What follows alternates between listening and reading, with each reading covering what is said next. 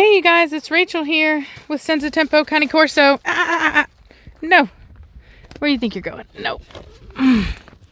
So I'm out here with the puppies. Well, two of them.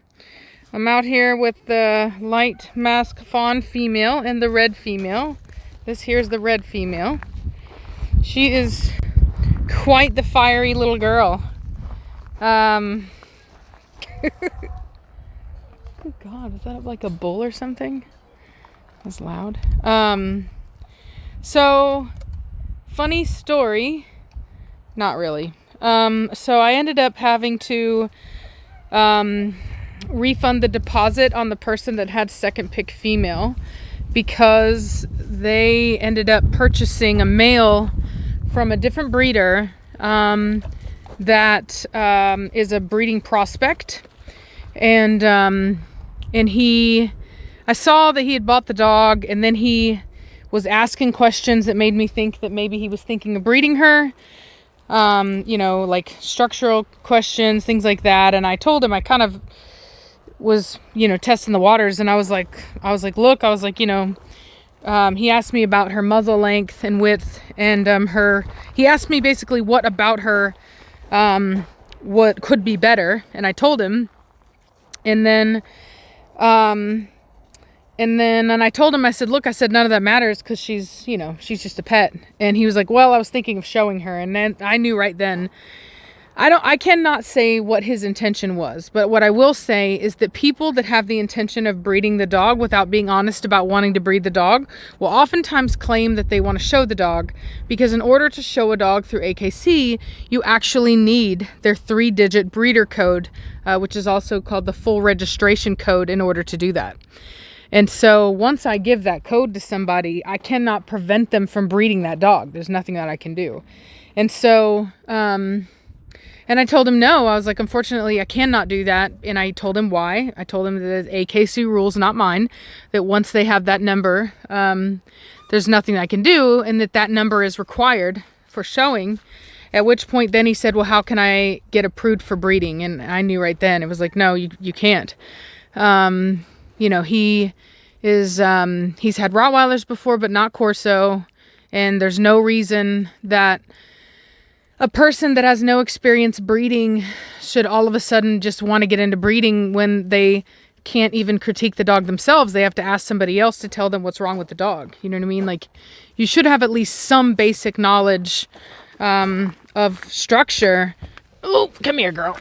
Before you start deciding that you want to breed dogs. And so I didn't feel comfortable with it. I had a bad feeling about it, as far as Move Preacher, as far as I just didn't think, I didn't trust that the individual wasn't going to breed the dog.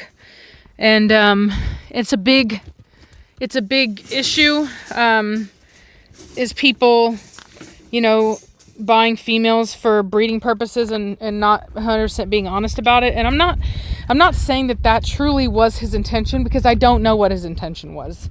And I told him that. I said, look, I don't know you. There's only so much that I can know about a person from interviewing them on the phone and then looking at their social media, and so I have to kind of treat everybody the same. And that means that, I can't take any risks. And that's really what it boils down to. And so I told him, I was like, look, I can't sell you this dog. There's too high of a chance that there will be a breeding. I said, the odds are there could be an accidental breeding. Most people have a really hard time keeping males separate from females. It's a lot harder than you think. They're very strong animals. And not to mention that even the best of us sometimes make a mistake of not knowing.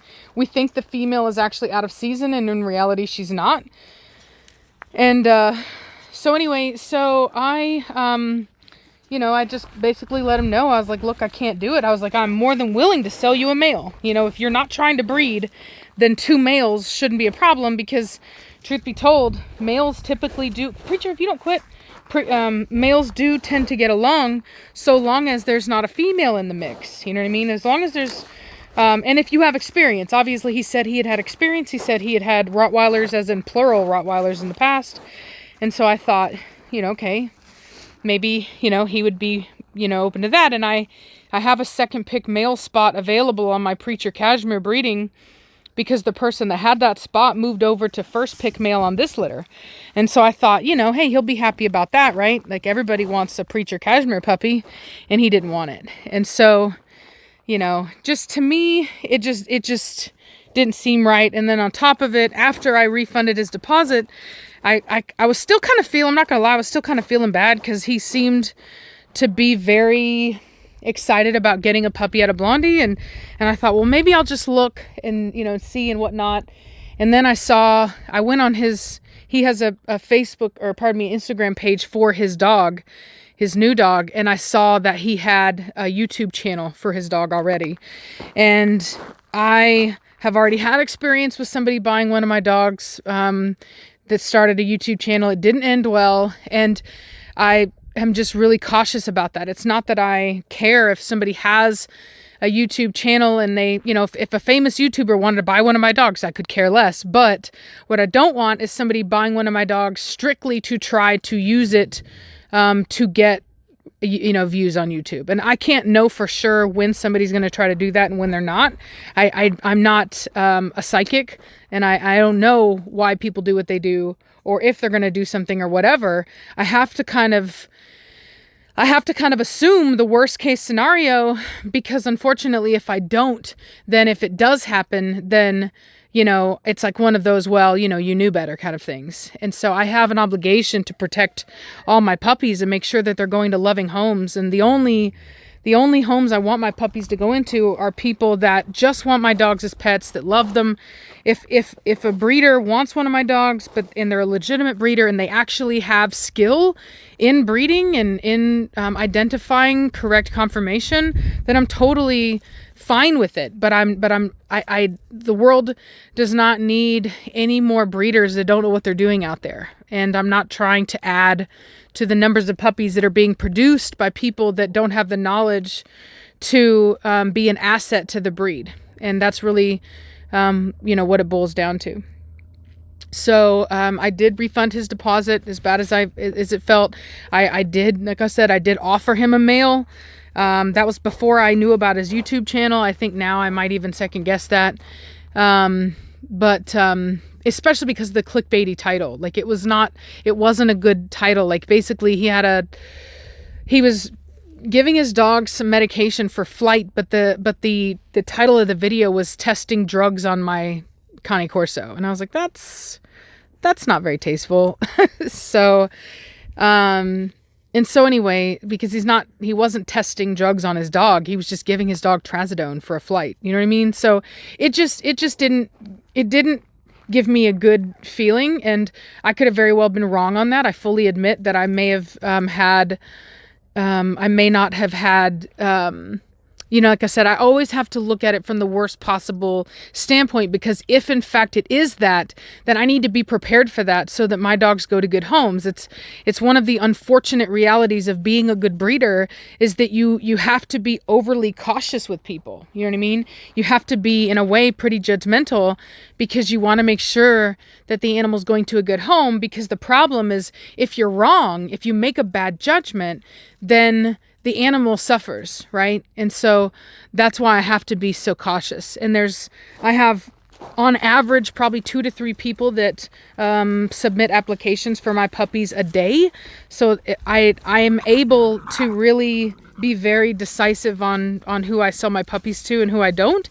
And I'm not the person who's going to start you off on your new breeding program. You know what I mean? If you were a breeder before, hey, preacher, no digging. No, go.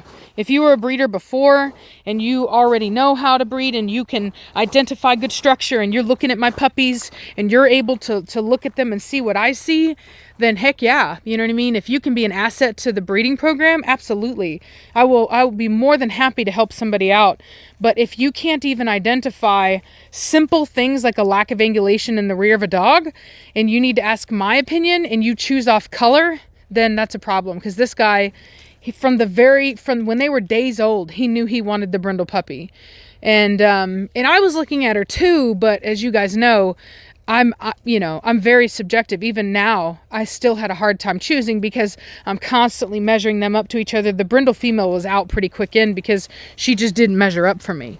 So, so he stayed with the brindle female the whole time. He chose off color, and that's, unfortunately, you can't be a good breeder if you're going to pick a puppy off color. You just can't. So there were already signs that let me know that he wasn't going to be a good prospect to even recruit into the breeding community.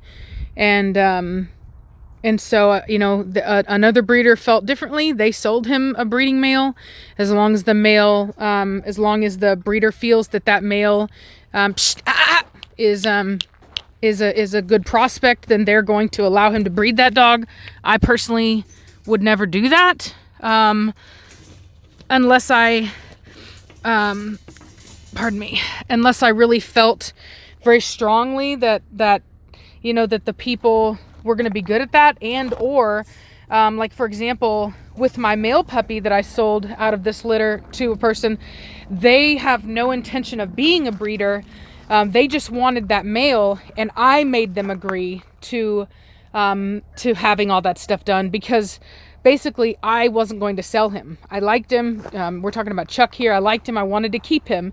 And I basically let them know, look, if you really want this dog, then you are going to have to agree to have him shown by the age of 24 months and have him health tested. So they did not ask for that. It was a requirement that I had. So that's a totally different scenario. And they don't have any females in their house, you know what I mean? And in fact, he did inquire about because he was on that Preacher Cashmere list, and we didn't know if she was actually pregnant or not, and that's why he moved over. And whenever I told him that he was pregnant, or she was pregnant, he at that point had inquired, and I told him straight out. I was like, look, you can either have 2 males, and if you're not comfortable with that, you can have a female, but you're going to have to spay her.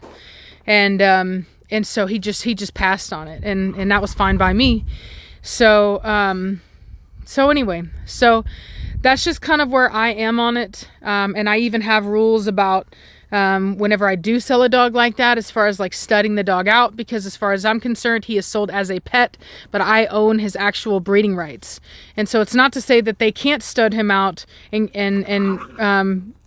be able to do that, but it would be with both of our consent, basically.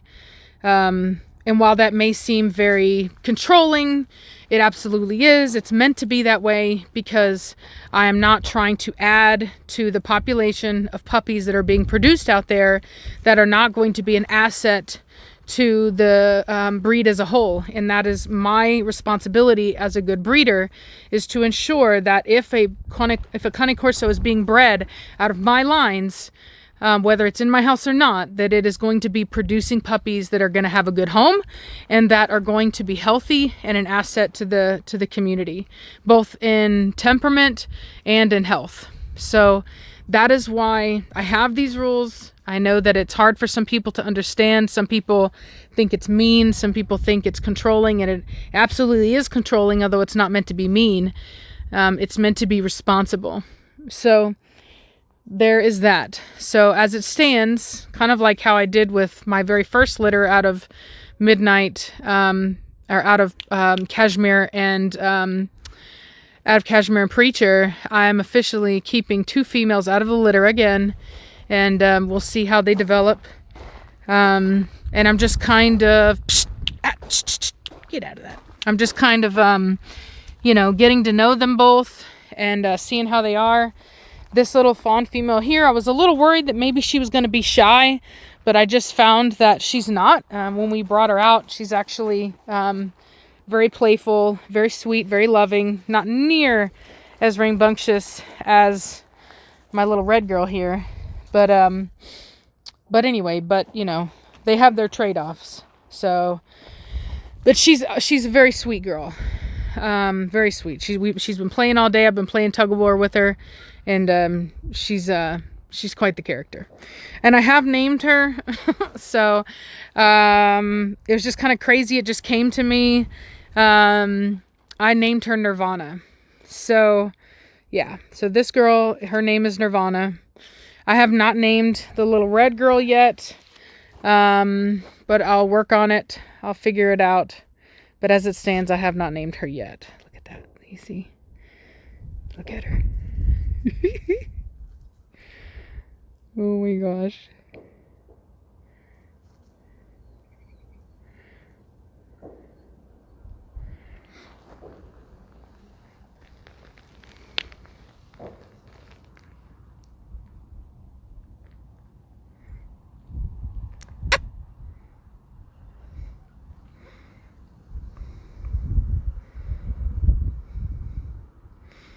Got ourselves a little standoff here.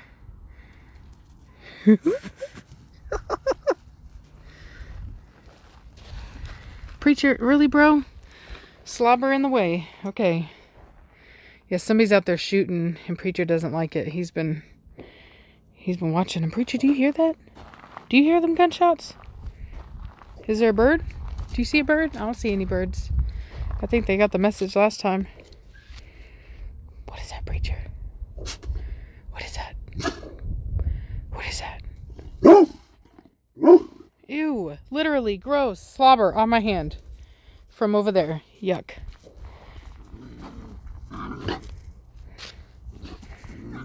Look at, they do just like their mother with the paw. That's so funny. Their mom does that paw move.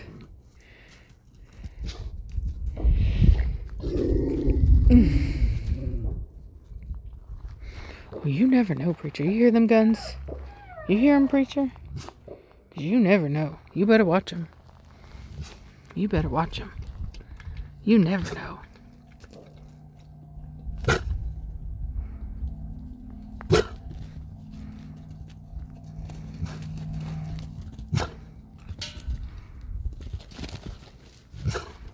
You never know, Preacher.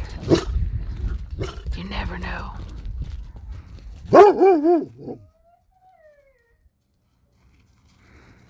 You never know, Preacher.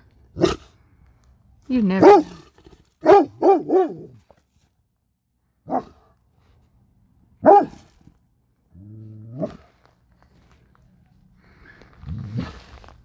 Look at her watching.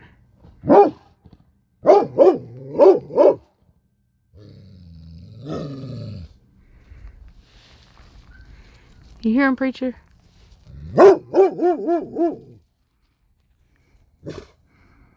You hear him?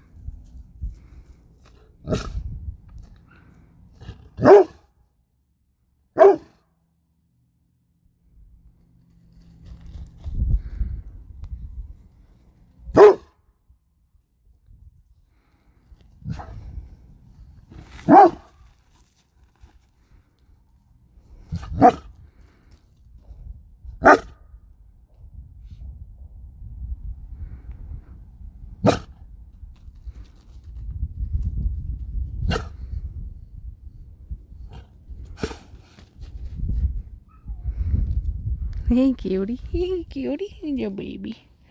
Here's your baby. What is your baby?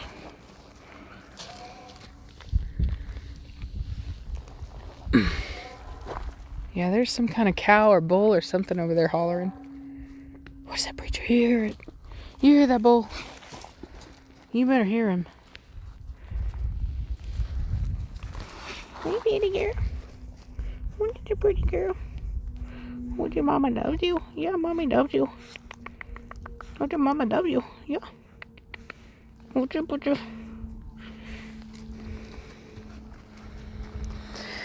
Alrighty, y'all. Well, I'm gonna let y'all go. But I just wanted to include you guys. I gotta get to the store and get some Benadryl for Admiral, because he's having some kind of allergy, some kind of hotspot situation going on. Hey, baby. I did cage this area off, but they were digging back here, and I'm wondering if something bit him. But I'm going to take him to the vet if it doesn't get better. I'm going to get him some Benadryl, see if that doesn't help it. And then if that doesn't help, then I'm going to take him to the vet and get it sorted. Maybe get him on some antibiotics or something. I guess we'll have to see. You hear them gunshots? Boy, howdy, they're shooting out there. Probably playing target practice, honestly.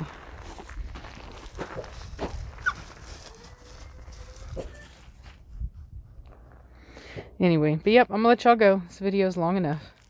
Bye.